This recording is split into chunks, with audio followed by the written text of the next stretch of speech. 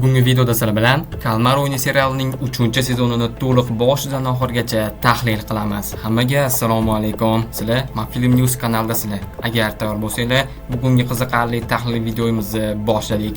Kalmar o'yini 3-sezoni haqiqiy shedevr, drama va qonli serial bo'lgan. Oldin aytib qo'yaman, serialni o'zbek tilida yuqori sifatda Telegram kino kanalidan ko'rsanglar bo'ladi. Hozircha faqat birinchi qism ma'lumot tezorada Mega Film Ulavasdan o'zbek tilida yuqori sifatda reklamalarsiz tomosha qilishingiz mumkin bo'ladi. Davom etamiz. Oramizda serialni ko'rmaganlar juda ko'p. Shu uchun birinchi serial voqealari haqida qisqacha aytib beraman, keyin tahlilga o'tamiz. Qanunda boshladik. Kalmar o'yini serialining 3-sezoni birinchi qismi Kalitlar va pichoqlar deb nomlangan. Serial jarohatlangan lekin tirik bo'lgan o'yinchilarni organlarini olish uchun tobutlarga solinayotgandan boshlanadi. Keyin 456-o'yinchi so'nggi xunni tobutda olib kelishadi va bizga orolni qidirayotgan guruhni ham ko'rsatishdi. Kadrlarni hammasini ham qo'ya olmayman, chunki video bloklanishi mumkin. Keyin Gixun o'ziga keldi va nimaga uni o'ldirishmaganidan hayron bo'ldi. Janjal ko'tardi. Keyin uni kravatga kishallab qo'yishdi.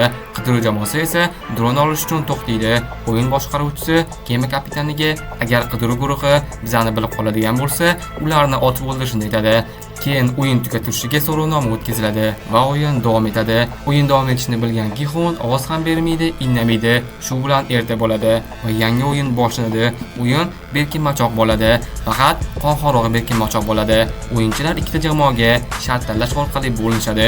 Ko'k jamoa berkinadi va ularga barcha qulf eshiklarni ochishga kalit beriladi.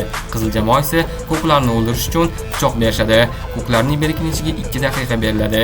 Keyin ular qidirishga tushishadi va ikkinchi qism boshlanadi. Ikkinchi qism yulduzli tun deb nomlanib, qizillar ko'klarni qidirishi bilan boshlanadi. Ikkinchi qism serialning haqiqiy qonxo'rligi, ya'ni unda qizillar bir-birini, ko'klar ham bir-birini o'ldiradi. Shunaqangi sihat odam bo'lish mumkinmi? Ko'klar uchun chiqish eshigini Manba 44-raqamli xotin ochdi. Bu bilan Manba amaki bor edi. Eshik ochilgach amaki chiqdi. Aniq 44-raqamli xotin bo'lsa, qolib ketadi. O'sha xotinni chiqarib yuborsa o'lib qolmasdi. Keyin chiqat 222-o'yinchi eri bor edi. O'sha Manba ekspat ayolni 120-raqamli o'yinchini o'ldiradi. 120-raqamli o'yinchi kampir va ikkita ayolni o'yin bo'yi himoya qilib prosta o'lib ketadi. Ular uchun chiqish eshigini ham topgandi. Nima deymiz endi? 3-sezon qonxo'rlik ekan. So'nggi xun ham jamoasida bo'lgan 388-o'yinchini o'ldirib, o'yinda tirik qoladi va ikkinchi qism ham tugaydi. 3-qismda qidiruvchilar orolni topishadi va o'yin bo'layotgan joyni qidirish uchun ertalab bo'lishni kutadi. Berkinmachoq o'yindan so'ng yana ovoz berish bo'lib o'tadi va o'yin davom etadi. Shundan so'ng 149-raqamli ishtirokchi Jang Gyunja Jixun bilan gaplashib, 222-raqamli ishtirokchi Kim Jun Hini qutqarishni so'raydi, bolasi bilan birga, va Gixun rozi bo'ladi. Keyin ertalab o'yindan oldin tobut ko'tarib askarlar kelishadi. 149-raqamli ishtirokchi Jang Gyunja o'zini osib qo'ygan ekan. Yana bitta narsani yechishdan chiqdi. Gyunja o'z o'g'lini o'ldiradi. Aturkiga o'xshagan narsani sanchib, agar uni o'ldirmagan o'g'li 222-raqamli ishtirokchi Kim Jun Hini o'ldirardi va 5-o'yin boshlanadi.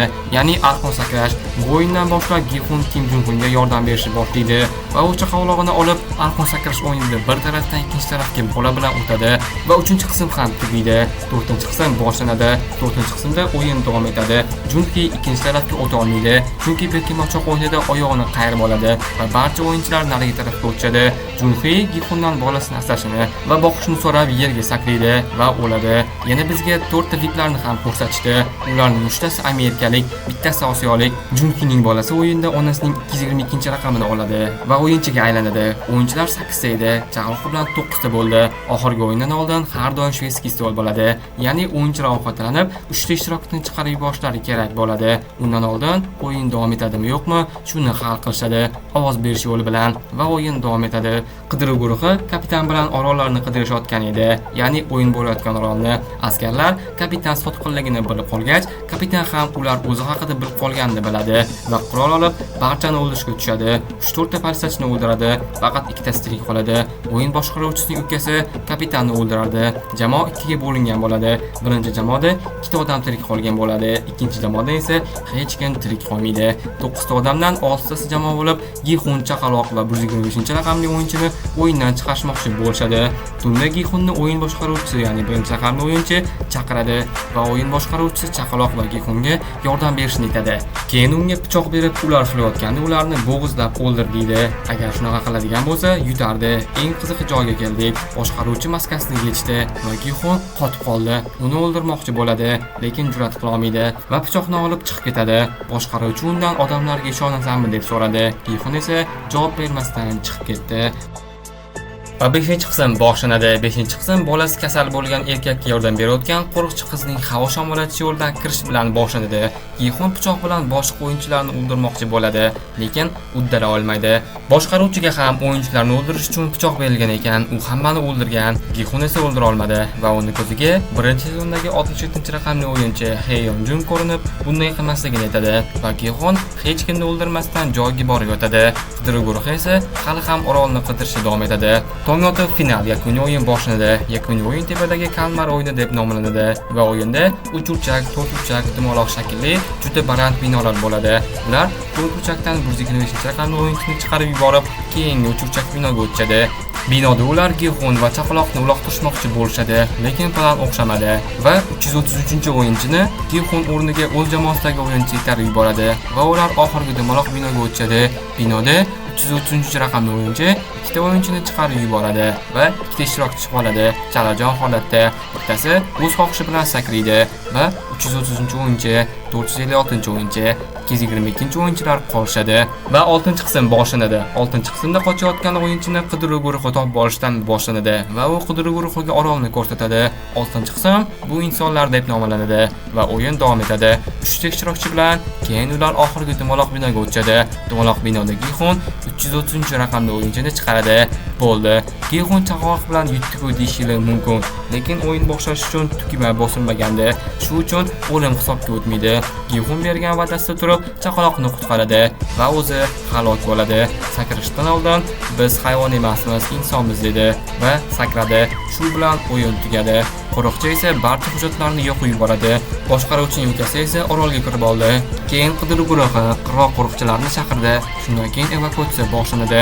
Keyin boshqaruvchi o'yin va dalillarni yo'q qilish uchun portlovchi uskunalarni faollashtiradi. Uka akasini topdi. Keyin barcha askarlar kemada qaytib ketishdi uylariga va o'yin joyi portlaydi. 6 oydan so'ng kapitanning uyiga o'g'liga tushgan cho'y chiqdi. Boshqaruvchining ukasi va bir odam uni kutib olib ketishdi. Politsiyachi uyga borganida Gixun qutqargan chaqaloq uni uyida bo'ladi. 222-o'yinchi g'olib degan xat bilan va karta ham qoldirishadi. Uning ichida 45 milliard won bo'ladi. Keyin birinchi sezondagi 67-raqamli o'yinchining ukasini onasi topadi. Hujjatlarni yo'qib yuborgan qiz Xitoyga yo'l oladi. O'yin boshqaruvchisi Amerikaga keladi va Gixunning narsalarini qiziga olib keladi va beradi. Ichidan uning qolgan barcha pullar tashlangan karta, kiyimlari chiqadi. Keyin biz yangi o'yinchilarni yig'uvchini ko'rdik. U Amerikadan o'yinchilar yig'ayotgan bo'ladi va film tugaydi.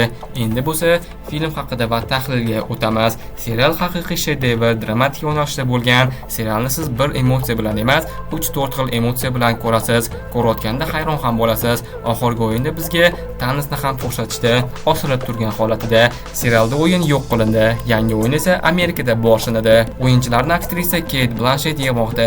Uning serialdagi ismi noma'lum. Serialning 4-sezoni bo'lmaydi, lekin remake bo'ldi.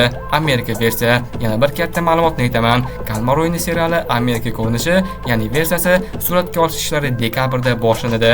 Unda eski qahramonlardan boshqaruvchi, politsiyachi, tiplar qaytadi va Amerika versiyasida ham Gixunlik o'yinchi bo'ladi.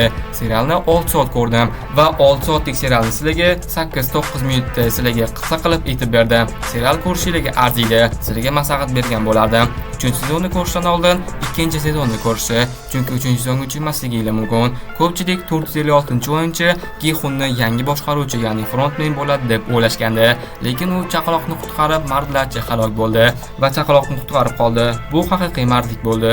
U kampirga bergan va'dasida turib, bolani saqlab qoldi va o'zi o'ladi. Men so'ng Gixunni o'lishini umuman kutmagandim. Men uni o'yinni yutib, o'yinni yo'q qiladi deb o'ylagandim. Lekin so'ng Gixunda imkon bor edi, ya'ni tirik qolish imkoni. Lekin so'ng Gixunda yurak bor. U o'zi tirik qolishi uchun boshqalarni tunda uxlayotganda o'ldirgisi kelmadi. Va serialda Marvel, DC qahramon ayol eslab o'tildi. Serial 6 oyda premyera qilindi. Ikkinchi sezon dekabrda premyera qilingan. Amerika versiyasi taxminimcha 2020-yil boshida premyera qilinadi va 3-sezonda ko'proq o'yinchilar pul uchun o'ynashdi. Birinchi sezondagilar tirik qolish uchun o'yin o'ynashgan bo'lsa, 3-sezon ko'proq pul uchun bo'ldi va 3-sezonda Song Gi-hun ko'p gapirmadi va harakat ham qilmadi, chunki u hammasi foydasizligini bilib bo'lgandi. Shundan so'ng faqat o'ynashda davom etdi va unda maqsad paydo bo'ldi. Chaqaloqni qutqarish va u maqsadiga erishdi. Serialga 10 dan 10 ball qo'yaman. Menga juda ham yoqdi. Haqiqiy shedevr serialni yakuni ham shedevr bo'ldi. Ba'zi bir seriallarga o'xshab qahramonni uzoq vaqt ushlab turishmadi va 3-sezonda yo'q qilishdi. Endi Song Gi-hun kalmar o'yinidan butunlay chiqib ketdi va uni eslashlari mumkin, lekin umuman boshqa kalmar o'yinida ko'rinish bermaydi. Endi yangi era boshlanmoqda. Amerika versiya. Bu haqida kanalda keyingi videolarda alohida aytib beraman. Serial sizlarga yoqdimi? Tahlilchi: agar serialni ko'rmaganlar bo'lsa, men aytib berganimga qaramasdan o'zingizlar boshdan ko'rib chiqinglar. Juda ham qiziqarli bo'lgan. Men 6 soatlik serialni 8 minutga sig'dirganman. Tahlil shulardan iborat edi. Agar 3-sezon haqida yana video xohlasanglar, kommentariyada 3-sezon deb yozib qoldiringlar. Videoni reklamadan so'ng davom etamiz. Sizlar YouTube kanal ochdinglar va videolar qo'yasizlar. Videolarga previewlarni ham o'zingizlar qilib, logo bannerlarni ham o'zingizlar qilgansizlar va videolaringizda ko'pmas kam prosmotr oldi. Nima uchun? Birinchidan, sifatsiz preview odamlar sizlarning videolarini ko'rishdan oldin ustidagi rasmiga, tekstiga qarashadi va sizlarga hozir ikkita rasmni ko'rsataman. Ikkalasi ham bitta filmning videosi, lekin previewlar har xil. Va mana sizlar albatta o'ng tarafdagisini tanlaysizlar, ya'ni buni, chunki bunda personajlar to'g'ri joylashgan va tekst to'g'ri yozilgan va preview zo'r chiqqan. Agar sizlarga ham sifatli va tez zakazlarni tayyorlab beradigan dizayner kerak bo'lsa, men sizlarga Muhammadillo dizaynerini tavsiya qilaman. Muhammadillo dizayner preview, logo, avatarka, banner, xullas dizaynerlik qiladigan hamma ishlarni qiladilar va muomala zo'r. Agar previewni o'zgartirish kerak bo'lsa ham, yo'q demasdan o'zgartirib beradilar. Men Muhammadilloning telegramlarini opisiyaniyada qoldiraman. Bemalol o'tib zakaz bersangiz bo'ladi. Bugungi videoda sizlar bilan Kalmar o'yini 3-sezonini barcha qismlarini boshdan oxirigacha tahlil qildik. Tahlil yoqgan bo'lsa, like bosib obuna bo'lib qo'ying. Kalmar o'yini serialining tahlilini birinchi bo'lib MyFilm News kanalida ko'rdingiz. Serialni kino kanaldan o'zbek tilida ko'rishingiz mumkin barcha qismlarni. Agar videoga like bosib, kanalga obuna bo'lib, videolarni o'tkazib olinishligi uchun qo'ng'iroqcha tugmasini bosib qo'ygan bo'lsangiz, hozircha xayr. Keyingi qiziqarli videolarda ko'rishguncha